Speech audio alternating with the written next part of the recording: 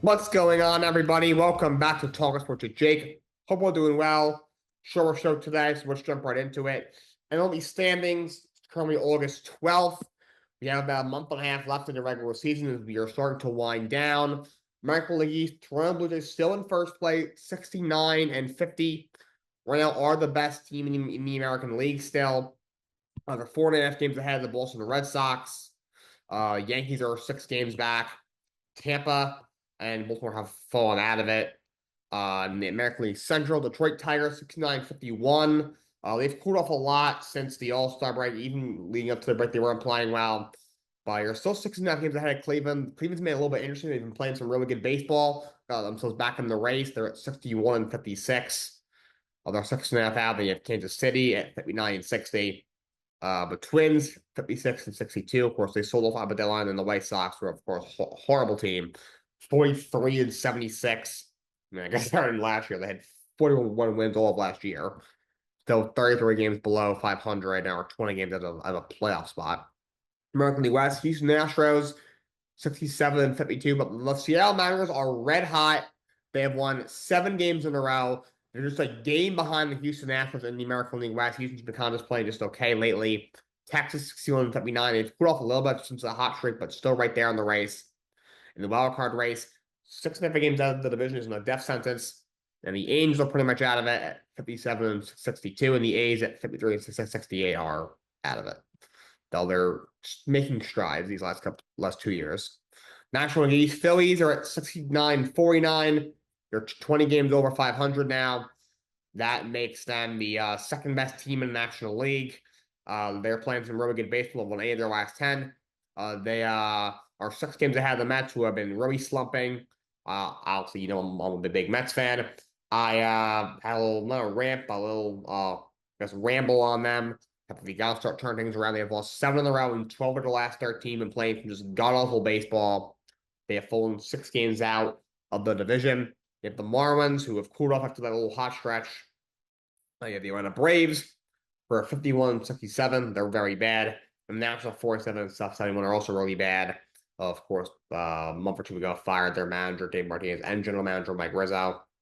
National League Central, Milwaukee Brewers, 74-44, are right now the best team in all of baseball. They have won 10 games in a row.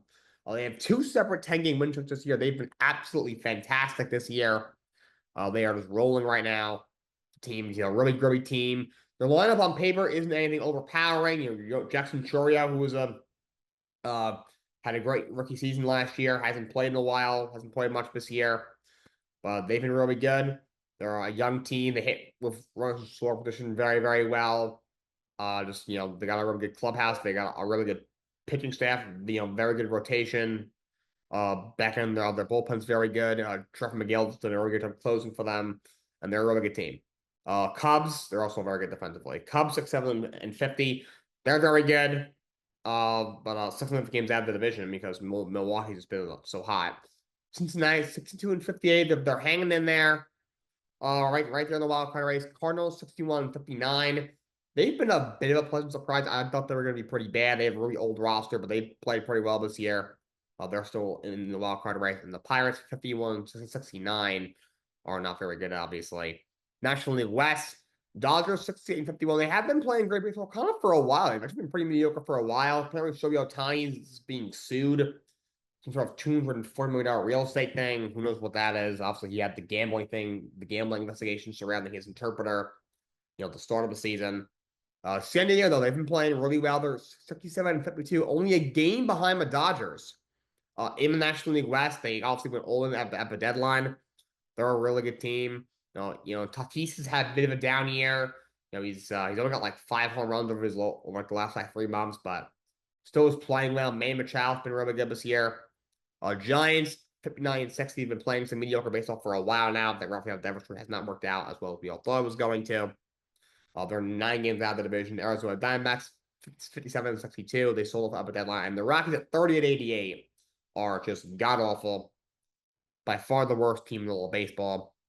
They are 58 games below 500. They are 33 games out of a playoff spot. Trying to do the math, see when they're going to be mathematically eliminated. I wonder if that's coming up soon. We think so 12. They've played 118 games. So they have 44 left. They're 33 games out of a spot, so they could they could be mathematically eliminated before September, which is crazy. They're being outscored by 330 runs. The next worst mark in the league, I know I do this all the time, is the Washington Nationals, who have been outscored by 146 runs. It's almost a 200 run difference. That's absolutely crazy. But looking deeper into the wild card race, for the first round buys, the American League is very tight. Browns got the first seed right now. Detroit's a half game back of Toronto, but a one seed. Houston's is only like a game and a half behind Detroit for a bye. They are 2 games behind Toronto for the one seed. Seattle's now the first wild card in the American League. They've really stormed up there. Boston's the second wild card. They're a game and a half behind Seattle. And they're right now a game and a half up on the Yankees, who have been really struggling for a while now. Cleveland's only a game behind the Yanks.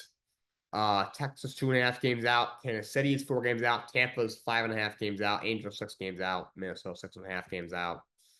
National League, Brewers, we're now 5-game lead over the Phillies for the one seed. Dodgers right now, they're like a game and a half or so, maybe 2.5 games behind the Phillies for a first round bye. It's kind of crazy to see the Dodgers won't be getting a first round bye, but they might not. Cubs are the first wild card. They're a game ahead of San Diego right now for the first wild card. San Diego's 3.5 games ahead of the Mets for the second wild card spot.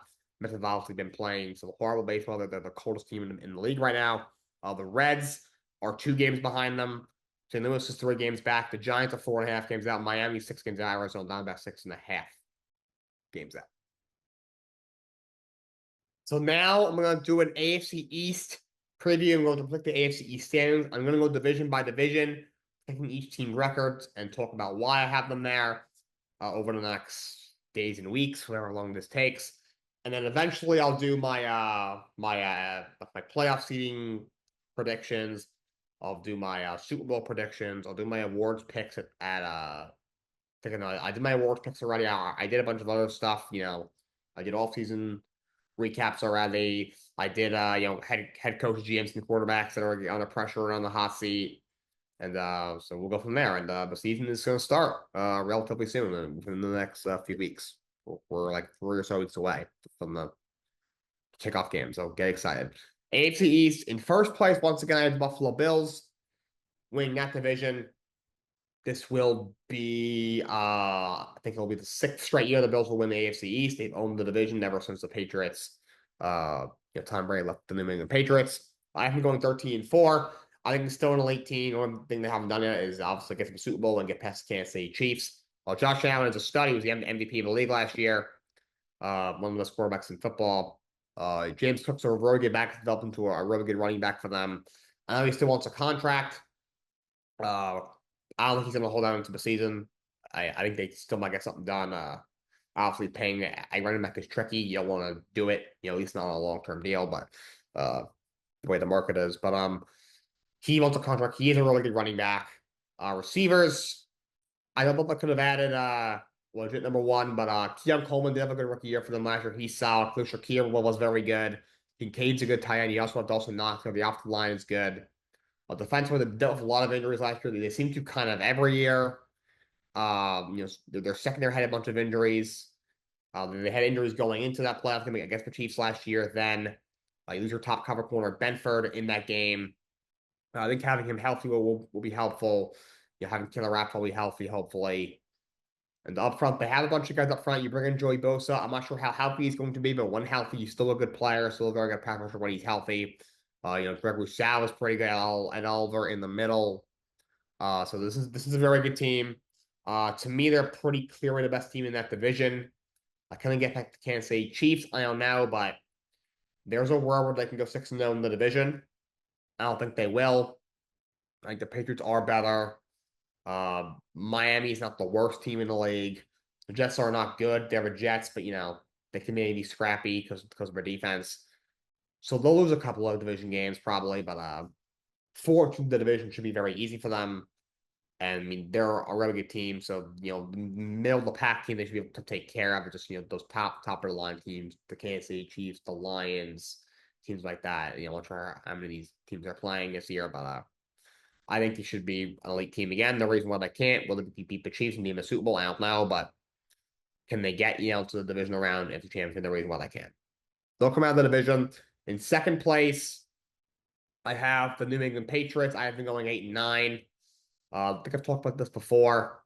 I think Drake May is really good. I think they nailed that draft pick last year, third overall. I think he could be a really good quarterback, but he's only started what, like 11 games in his career. It's his first full season as a starter. Overall, I think the roster's pretty good.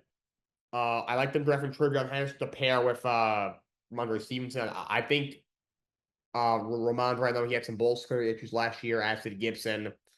I think Stevenson's a really good complementary back, third down back. He's a good pass catcher. He's got good size. He's a little bit hard to bring down. Maybe third and short, you bring him in.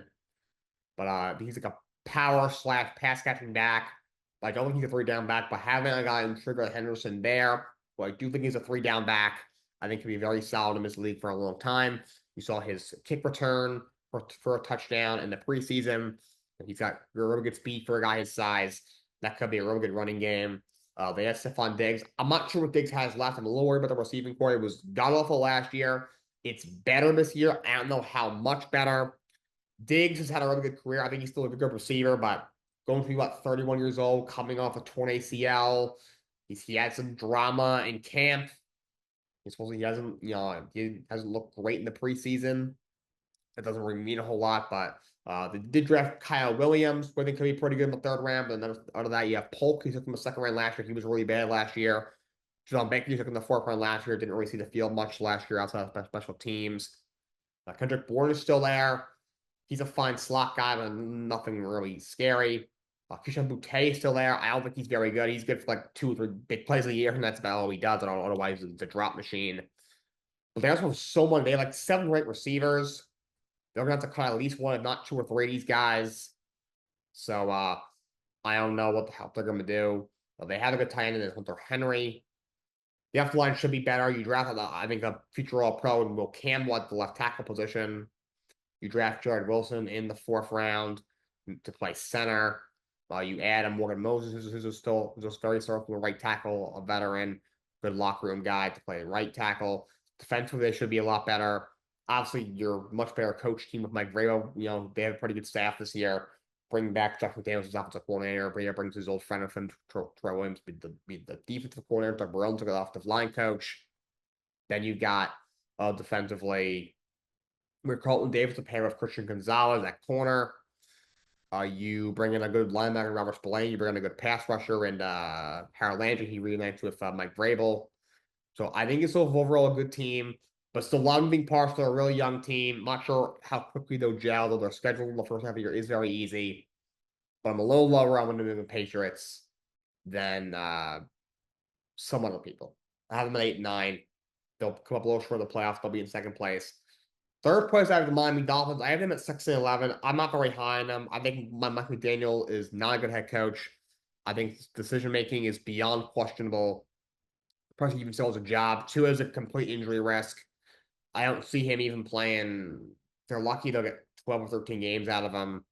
The roster isn't bad by any means. Devon A-Chain's a big play machine and running back. Tyreek Hill, I don't think he's the same player, but he's still very good. He's getting a little bit older, but just love drama off the field. Jalen Waddle is very good. I'm not sure what the offensive line looks like, and the defense regressed a little bit last year. They changed coordinators from Vic Fangio to guy they brought in from Baltimore last year, Anthony Weaver. Defense to me got worse. I think the trade, I don't mind them trading June Rams and General Smith for Mika Fitzpatrick. Ramsey, still a good corner, but he's aging, declining a bit. A lot of money left on this deal. Johnny was going to leave him after the season anyway, though he is a good player. He is a good tight end, had a great second half of the year last year. They were having trouble bringing on an extension. Mika Fitzpatrick returns from the team that drafted him in the first round a bunch of years ago. He's still an all-pro level safety. Another guy who's starting to age a bit, but he's really good.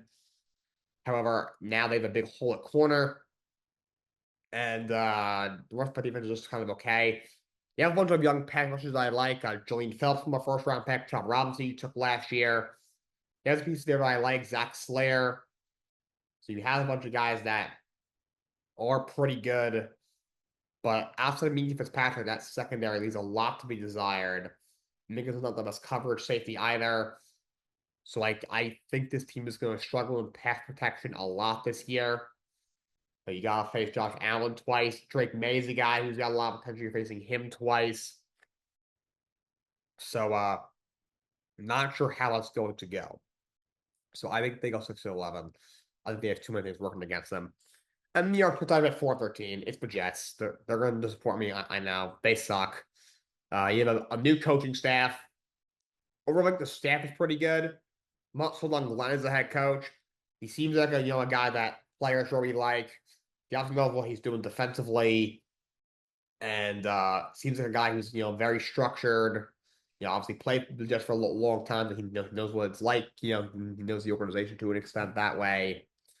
I like his coordinators, Steve Wilkes on the defensive side of the ball, on the opposite side of the ball, he brought in the guy from Detroit. So the staff isn't bad. He's probably a slightly even better version of Robert Saleh, which just you could argue isn't the worst fit, but considering the number candidates around, they could have done worse, but I'm not sold. They've also been trying to fix this with young defensive corners forever, and it has not worked. Anyway, Justin Fields, to this point, he's been a disappointment. He hasn't had the best situations in Chicago. They did not really give him a very good offensive line. They didn't give him very good coaching. In Pittsburgh, he didn't really, he started off playing pretty well, and then they benched him for Russell Wilson. Probably shouldn't have happened. But he has never really been a very good passer. He's been in the league for this is what year 5 for Justin Fields. So at some point he's got to make strides as a passer. If he hasn't done it at this point, is he ever going to do it? Great athlete, also been injury prone. So I don't mind them trying giving this a try for a year. They're obviously trying to get out of the Aaron Rodgers disaster, and there weren't a ton of great options out there. So you had what pick? You get the 7th pick. You either you reach on a guy like Jackson Dart, or you move back and hope, or you bring in another veteran, and which is what they did. So I don't mind that. I think the roster is not bad. I think Brees Hall's a very good running back. I think Baron Allen is a good player. Gary Wilson's a stud. I'm happy he got his bag. But the rest of that receiving core leaves a lot to be desired. I do pretend that they picked Mason Taylor in the 2nd round, but he's a rookie. Well, what are they going to get out of him? They haven't got much production out of a tight position in years. Offensive line, on paper, it should be very good. I like Oliver Shawn, who you drafted last year. I like Mendel, who you drafted this year. The interior should be very good. Simpson had a really good year last year with guard. Tucker Thomas stayed healthy last year. Tittman's pretty good. So they could have a good offensive line, but it's also a very young offensive line. I'm not sure how good the depth is, or if their depth is tested, which in past season has been. That line could kind of could fall flat on its face. But on paper, it should be good. Defensively, they should be better. I mean, they're very talented. Quinn Williams is a stud. They just activated Jermaine Johnson, who's coming off an injury. He's really freaking good. Quincy Williams is a great speed rusher. He can cover. I like Jimmy Sherwood. I know they like Mosley. Sherwood to me is basically a younger, cheaper version of CJ Mosley. They're very similar players. Mosley's older. Had an injury plagued year last year. They expensive, so that's why they let him go. I love Sauce. He had a slight down year last year, but was still really good in coverage. Got better as late in the season. I think being with Aaron Glenn will help him. Still know why he can't be an all-pro corner again. They do lose DJ Reed. Replacing him with Brandon Stevens is definitely a downgrade. Stevens was very bad in coverage last year at Baltimore. They do have a good slot corner, Michael Carter, as well. But so this should be a really good defense. But just the passing game, going from Aaron Rodgers to Justin Fields, whatever you think those two guys are at this point in their careers, you're gonna lose. Well, you're gonna gain some, escapability and some improvisation and some running ability. Justin Fields, obviously Rodgers was 40 years old, coming off a torn Achilles. He's not going to be moving around very well. However, Rodgers, he's not the passer he wants to, but he can still sling it to an extent, I guess. Fields can't really do that. He's not a gunslinger by any means. So it's kind of going to be a net neutral in terms of the pass game. Obviously the running game should get better. I'm hoping they deploy, a heavy run approach, use both running backs. A lot of design runs for Justin Fields and lean on the defense, but this is a young team. I don't think they're very good. I think they'll go 4-13 this year. Monday Night Raw was last night. Was a solid show overall. Opened up with CM Punk cutting a promo, saying he was coming up for Seth Rollins, saying, "Oh, I'm going to break your leg," so he's coming after him. Then LA Knight interrupts him, and then first they shake hands. Then he was like, saying you were robbed, blah blah blah. But he was like, you were in the wrong time, wrong place, costing me my championship match last week. Then Paul Heyman comes out with Braun and Bronson Reed, and they cut a promo. So that a tag match between CM Punk and LA Knight against Bronson Reed and Braun Breaker later in the show. Yeah, that was so funny. Braun Breaker saying, you guys are you're 47, you're 40, you guys are 100 years old combined," which is not necessarily true, but again, Steiner math. Then he had to be held back by Bronson Reed, still sporting the Shula Fala, which I think is hilarious. AJ Styles and Dragon Lee had tag match against Dom Mysterio and El Grande Americano. The Quebec City crowd was funny, chanting Ludwig Kaiser, that's not him. That was hilarious. Of course, Dragon Lee, Dom, and El Grande are in a fatal four against El Hijo Vikingo at Triple Mania, the AAA show. That is this Saturday night for the AAA Mega Championship in the fatal four. That should be a great match. They had a tag match. Dom Mysterio and Grande Americano pick up the win. Of course, Dom uses a steel plate in his made-up mask. That was overall a very good match. Just four really good in-ring performers. Very good match. Looking forward to Triple Mania next week. We'll see where the AJ and Dom storyline goes. They have Sami Zayn against Rusev, of course, backstage. Sami goes up to Adam Pearce. He's like, I just want a chance at the World Heavyweight Championship. Loyal to champions. Like, all right, get them tonight, and then we'll talk. Then Sheamus comes in and is Pierce is like, I can't do it with you and Rusev, and Sheamus is like, I want Rusev, and Zayn told him, please don't get involved in the match. Sheamus told him, fine, but as soon as that match is over, I'm getting, he's mine. They had a match, but Solo and his MFTs get involved, and then Sheamus and Rusev go at each other.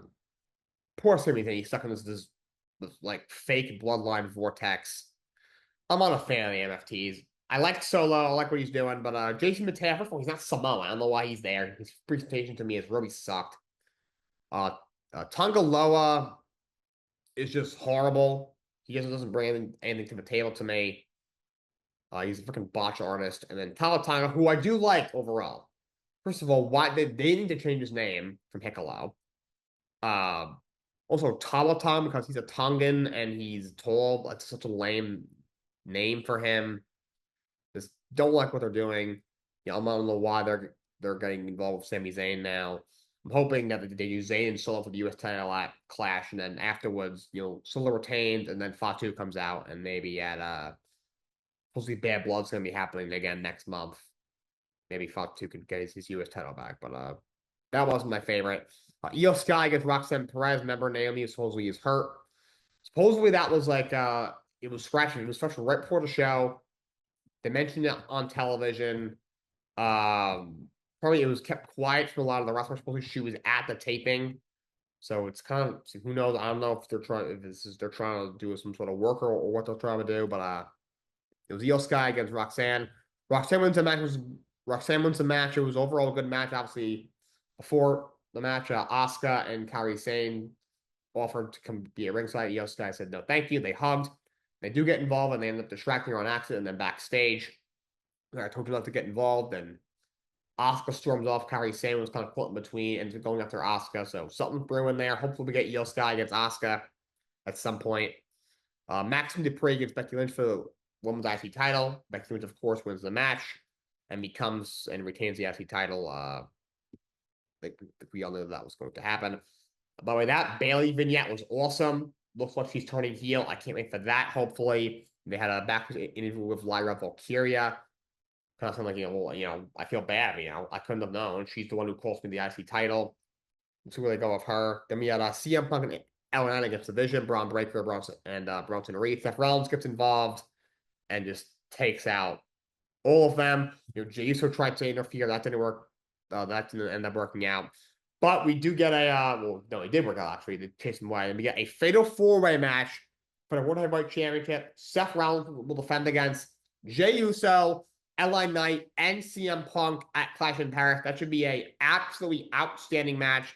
I'm looking forward to that. On paper, you would like to see Roman Reigns, not Jey Uso, in there. Roman is advertised for the next two Raw. He's on the poster for Clash in Paris. He's not going to start filming his Street Fighter movie till September. But that being said, I know they want to have Rollins and Reigns in a match at a bigger singles match in a pay-per-view. They want to keep them apart, completely until that. Respect to that. That should probably be at WrestleMania this upcoming year. Plus Roman against Bronson Reed, you can easily run that. Him stealing Roman Reigns' shoes twice in a row. That should probably be the match. Him against Braun Breaker would rule. That's something else. You could have that be a WrestleMania match on its own as well. So looking forward to that Fatal 4 match. Really wish there was some more we want cross chance. Hopefully those can get going. Hopefully we want cross movement allows the other week to put pressure on him and bring him back. But overall, it was a solid Raw. So look out for you guys today. Till next time. So long. Have a great day.